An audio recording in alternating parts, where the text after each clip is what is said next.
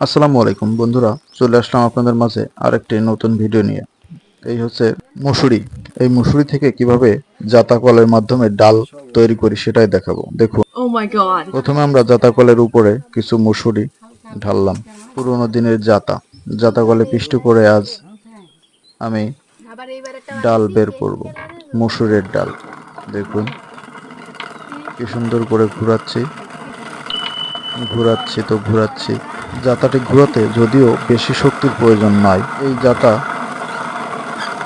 একসময় গ্রাম অঞ্চলের ডাল তৈরির একমাত্র মাধ্যম ছিল, Yes. কিন্তু কালের বিবর্তনে এই জাতা কল এখন আর পাওয়া যায় না।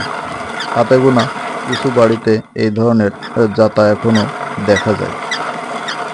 বর্তমান সময়ে এখন সবাই ডিজিটাল মেশিনের মাধ্যমেই এইসব ডাল উৎপাদন করে থাকে। আপনার এলাকায় এমন জাতা কল আছে কিনা অবশ্যই কমেন্টে বলে যাবেন। বন্ধুরা, আপনারা হয়তো জেনে থাকবেন, এই যে হাতে জাতা মেশিনের জাতা কলের মাধ্যমে এই ডালের স্বাদ আর মেশিনের স্বাদ, মানে মেশিনে তৈরি করা ডালের স্বাদ এক নয়। অনেক কষ্ট যদিও ঘোরাতে ম্যানুয়ালি। দেখুন, এই যে ডাল ভেঙে গেছে, ভেঙে যাওয়ার পরে এমনই হয়। তো বন্ধুরা, দেখতে থাকুন ভিডিওটি।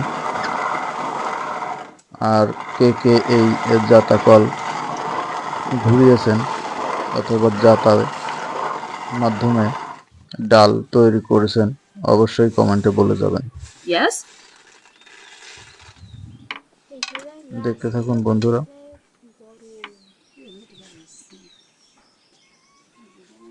জাতার ভিতরে ডাল দিয়ে একটি লাঠির মাধ্যমে সেটাকে এইভাবে ঘোরানো হয়।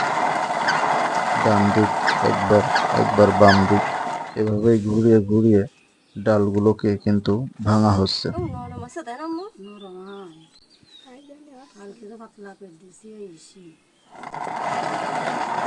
মুসুরিগুলো নরম থাকার কারণে আমাদের ডাল তৈরি করতে একটু বেগ পেতে হচ্ছে যদিও, তবে 2-3 বার দেওয়ার পরে এটা অটোমেটিকলি, অর্থাৎ সুন্দরভাবে ডালে পরিণত হয়ে যাবে।